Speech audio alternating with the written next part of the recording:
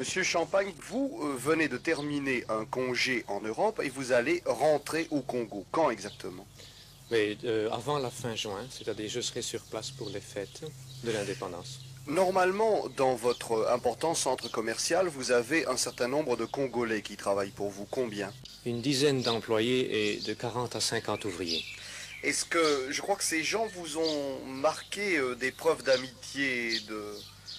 Oui, au moment de mon départ, il y a 4 mois, ils ont organisé une petite fête, ils ont fait un discours assez gentil pour moi. Est-ce que vous pensez que tous les Belges ont une bonne conduite avec les Congolais? Mais malheureusement, non, il faut dire que certains Belges n'ont pas toujours eu le comportement qu'il fallait avec les Congolais. Ils ont été parfois brutaux ou le climat aidant, pas toujours aussi sociable qu'il l'aurait fallu. Mais votre conduite à vous a été bonne et ils vous aiment bien, ils ont le sentiment de la justice. Aimez-vous les Congolais? Oui, certainement, et je me suis en général toujours très bien entendu avec eux. Beaucoup de Belges qui rentrent se disent inquiets et déçus. De quoi tout d'abord sont-ils inquiets? Ils sont inquiets parce qu'ils ne savent pas ce qui va se passer. Et les Belges, il n'y a pas que des Belges au Congo, il y a des gens d'autres nationalités. Ils sont inquiets parce qu'ils ont peur pour leur bien et pour leur vie. On pense très souvent au Congo qu'on abandonne les 120 000 blancs qui s'y trouvent. Pensez-vous que l'indépendance vient à un mauvais moment? Mais sans discuter le principe d'indépendance auquel les Congolais ont droit, je crois qu'on est allé un peu vite. Et vous-même, avez-vous été déçu de l'incompréhension des Belges en rentrant en Belgique? Oui, tout à fait déçu. Les Belges ne se rendent pas compte, c'est d'ailleurs très difficile, ils ne savent pas exactement ce qui se passe en Patagonie, ils ne savent pas plus ce qui se passe au Congo belge. Et pour vous, pourtant, le Congo où vous travaillez depuis de très nombreuses années, c'est votre patrie. Est-ce que vous pensez y rester? Est-ce qu'au besoin, vous vous feriez naturaliser congolais? Mais avant ces événements, je croyais que ça allait de soi. Je suis titulaire de la carte de résident permanent et j'en ai parlé avec des amis au Congo. Nous avions conclu que automatiquement cela nous donnait droit, cela nous faisait citoyens congolais. Alors que maintenant, on se rend compte qu'il n'y a pas, ou on nous fait craindre, et nous craignons qu'il n'y ait pas de place pour nous. On fait le Congo sans les Belges résidant là-bas. Ce mot indépendance a été très mal compris par les Noirs. Actuellement, indépendance signifie appropriation des richesses des Européens.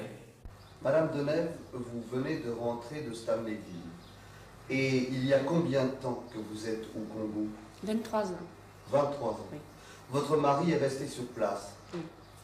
Et pratiquement, madame, votre mari a travaillé des années pour se construire un garage. Il a maintenant un garage. Oui. Est-ce qu'il emploie des Congolais? Oui, bien sûr, une dizaine. Oui. Est-ce que, depuis quelques mois, vous avez remarqué que l'attitude de ces Congolais avait changé? Oh oui, l'attitude est nettement plus hostile. Est-ce qu'ils vous menacent? Oui, parfois, surtout au téléphone. À votre avis, les Congolais que vous connaissez, que vous rencontrez, ont-ils conscience de ce qu'ils devront faire, qu'ils devront travailler après le 30 juin? Non, justement, ils pensent tout à fait le contraire. Pour vous, madame, le Congo, vous avez vécu 23 ans, c'est quand même votre patrie. Justement, nous avons tout là-bas. Nous avons travaillé pendant 23 ans pour obtenir tout ce que nous avons. Oui. Et j'espère que dans le secret de votre cœur, enfin je suppose que dans le secret de votre cœur, vous aimeriez retourner là-bas. Bien sûr, Vous je espérez. compte bien y retourner. Et madame, si quelquefois un accident arrivait, si quelque chose était détruit, etc., vous retourneriez quand même, vous voulez retourner et vivre là-bas? Oui, je veux retourner là-bas, bien sûr. Mon mari y est d'ailleurs. Monsieur Hulsmann, dans votre plantation, combien employez-vous de travailleurs congolais? Une cinquantaine. Oui. Est-ce qu'ils sont aimables et gentils? Est-ce que leur comportement a varié depuis quelques mois? Comme avant, comme il y a des années. Ils ont toujours été comme ça. Toujours été comme ça. Comment vivent-ils? Ils vivent aux alentours même de votre plantation. Et vivent alentour de la plantation, de leur propre maison à eux. Ce sont des huttes, pour la Des huttes, plupart. oui. Oui. Est-ce qu'ils vous ont paru avoir ces derniers temps des notions politiques? Si, ils ont en parlé, mais ils ne comprennent rien dans toute l'histoire. Ils ont quand même vu arriver, je suppose, des agents de M. Lubumba ou d'ailleurs, de Stanleyville. C'est les gens de chez nous, de la plantation, n'ont jamais vu. Non. Et ils savent quand même qu'il va y avoir l'indépendance le 30 juin. Ça, ils en savent quelque chose, mais ils ne savent pas exactement ce qui va se passer. Monsieur Dubray, Madame Dubray, vous étiez depuis 8 ans au Congo et brusquement, il y a 3 semaines, vous avez été rapatrié par l'administration belge. Pourquoi? Nous avons été rapatriés parce que, à mon avis, nous présentions un danger pour la population européenne de Bukavu, du fait que nous étions accusés par les indigènes d'avoir mangé un noir à Samba. Comment ça s'est-il passé? Voilà, ça s'est passé comme ceci. J'ai été amené à tirer pendant la nuit, du 6 au 7, un coup de feu pour me protéger contre un indigène qui s'était introduit chez moi pour me voler ou incendier ma maison, je l'ignore. Mais vous avez tiré un coup de feu en l'air? J'ai tiré 2 coups de feu. Et le lendemain matin, j'ai reçu la visite des villageois et du chef qui venaient chercher le cadavre. N'ayant pas de cadavre, ils ont déduit que je l'avais mangé. Ne croyez-vous pas que la politique anti-européenne de certains mouvements politiques ait pu jouer un rôle? Si, surtout que le maniement a été très travaillé par la politique. Pouvez-vous me citer certaines pratiques dont étaient coutumiers les mouvements politiques?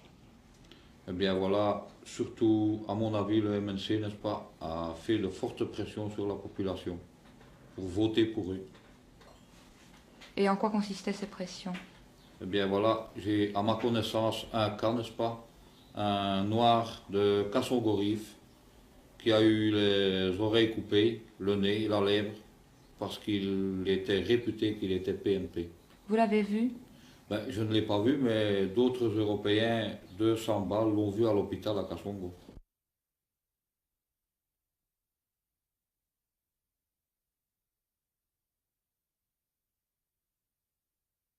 Madame, vous rentrez à l'instant du Congo. De quelle région exactement Le Stand-et-Ville même. Le Stand-et-Ville. Vous rentrez avec vos 3 enfants? Oui, mon mari est resté là-bas. Bon, dans cette région, madame, que pense-t-on de l'indépendance?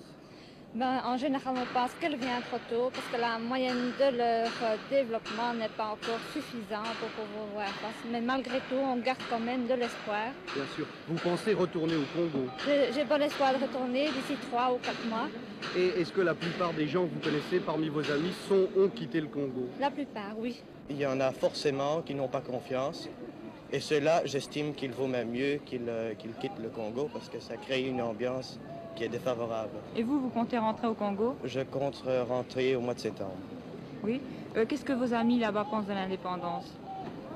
Ils pensent que ce sera la fin d'une mésentente entre ces deux peuples, enfin d'une incompréhension du moins entre la Belgique et le Congo, qui n'est malgré tout pas tout à fait compris. Vous rentrez d'Elisabethville, pouvez-vous me dire quelle est l'atmosphère là-bas? L'atmosphère change du jour au lendemain. Il y a des jours où les gens sont optimistes et le lendemain ils le sont moins, ça dépend. Il y a des luttes tribales et intestines, mais sinon je crois que les gens ont beaucoup de confiance dans l'avenir au Katanga. Oui. Et cependant, beaucoup de vos amis rentrent en Belgique? Très peu d'amis rentrent en Belgique. Oui, donc ils partent habituellement en Afrique du Sud parce qu'on est très près et ils le font comme chaque année. Oui. Et alors il y a ceux qui partent tous les 3 ans et je suis dans le même cas. Ah bon, donc vous rentrez en congé En congé. Et que faisiez-vous au Congo? Mon mari est industriel. Mon mari est industriel. Et que vous laissez donc tout là-bas, tout Tout est là, mon mari est là. Et votre mari est là. Oui. Et vous comptez rentrer dans... Je compte rentrer ou lui compte venir me rejoindre, ça dépend. Ça dépend de la tournure. Si tout se passe de bien, il viendra me rejoindre. Et qu'est-ce que vos amis en général pensent de l'indépendance? Que c'est une chose formidable. Donc ils sont tout à fait favorables. Ah oui. C'est-à-dire on a confondu les départs qui a lieu chaque année à la fin de l'année pour les rentrées scolaires, les professeurs et les enfants qui rentrent en congé, les départs forcés par les événements. Et ça, il y en a évidemment très peu. Évidemment, il y a toujours des gens qui s'en vont, ça. Il y a une grande tension dans la cité des Noirs, donc. Oui. Là, c'est assez et on pense que quelque chose va éclater un de ces jours, en fait. C'est calme, apparemment. Mais je pense que Léopoldville est une des plus calmes du Congo pour l'instant. Et que faisiez-vous là-bas? Je suis ingénieur Pourquoi dans une société, Pourquoi en congé régulier. Et vous comptez rentrer au Congo? Oui, certainement. Et si on me le permet.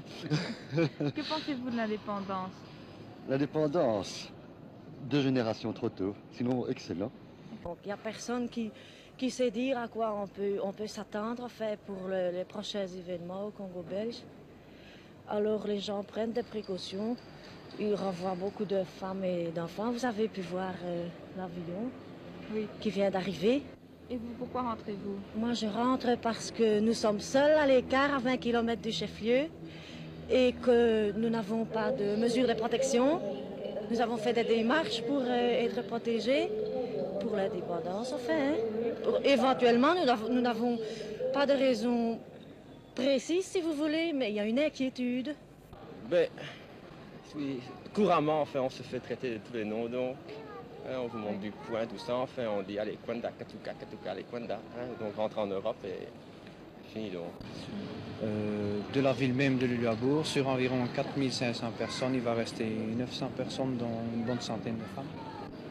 Oh, ce sont mes parents qui m'ont fait rentrer. Ils prétendaient que c'était une mesure de sécurité. Vous avez vécu en brousse, près du lac Léopold II. Pouvez-vous me dire quelle est l'atmosphère là-bas, à la veille de l'indépendance? Très mauvaise, très inquiétante. Tout le monde est sur le qui-vive et c'est pour cette raison que nous rentrons en fait, toutes les femmes et les gosses. Et votre mari est resté là-bas? Mon mari est resté là-bas. Et vous comptez rentrer au Congo? Je l'espère, tout dépend des événements. Et que fait votre mari? Il est secrétaire de direction. Vous venez de Stanleyville, vous rentrez. Pouvez-vous me dire quelle est l'atmosphère là-bas? Calme pour le moment. Oui. Et les rapports entre les Blancs et les Noirs sont bons? Avec les chefs de l'intérieur, par exemple, s'entendent très bien avec les Blancs, évidemment, les jeunes, qu'on peut appeler délinquants quoi, dans les villes, sont assez bruyants et tapageurs. En fait, ils aiment bien faire des destructions, des petites guerres quoi, comme ça entre eux. Mais jusqu'à présent, enfin, moi, j'ai pas trouvé ça tellement terrible, à part de temps en temps quelques massacres entre indigènes. On peut être optimiste quant à l'avenir de la situation. Il y a une atmosphère que vous autres en Belgique, vous ne pouvez pas comprendre. J'ai 22 ans, j'ai 3 enfants. Ici, j'en ai 2 enterrés au Congo. J'aime ce pays comme j'aime la Belgique. Mais les Belgicains, qu'on les appelle, ne peuvent pas la comprendre. Mais je crois que les fêtes de l'indépendance pour environ 10 jours, les 10 premiers jours de l'indépendance seront assez pénibles pour les Européens, car il y aura pas mal de vexations. Et peut-être d'autres choses également, quelques brimades, mais je ne crois pas que ça durera longtemps. Nous ne retournons plus. Non. Pourquoi? Ben écoutez, voilà exactement 6 mois que nous vivons sous l'occupation militaire. Et ça n'est guère agréable d'avoir des soldats devant sa porte sans arrêt et toujours se demander ce qui va arriver le lendemain. Est-ce que vous pensez qu'on peut parler presque d'un exode en ce qui concerne les familles belges qui rentrent du Congo? C'est une erreur à mon avis, c'est une erreur.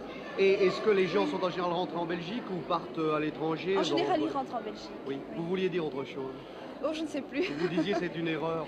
C'est une erreur parce que je crois que tout se calmera. Vous savez, moi je me promenais tous les jours au marché indigène, sur le grand marché indigène de Léo, et pendant que les Bayaka et les Abakos s'entretuaient, il ne se passait absolument rien, tout était calme. On a décrit le district des Cataractes comme un district très bouillant. Or, il ne s'y est jamais rien passé de grave, des jets de pierre peut-être, mais rien de très grave. Et je crois qu'il est impossible de faire un pronostic. Actuellement, il est certain que certains fonctionnaires sont peut-être visés, mais dire maintenant s'il y aura des bagarres, des ennuis, ça je ne saurais pas le dire. Presque tout le monde a des armes. Que faisiez-vous là-bas, monsieur?